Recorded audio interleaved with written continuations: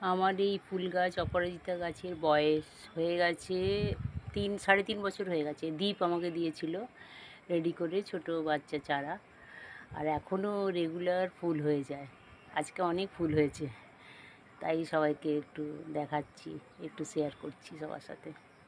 খুব ভালো লাগে যখন নিজের গাছে ফুল হয়, রিয়েলি খুবই আনন্দ লাগে, খুব ভালো লাগে।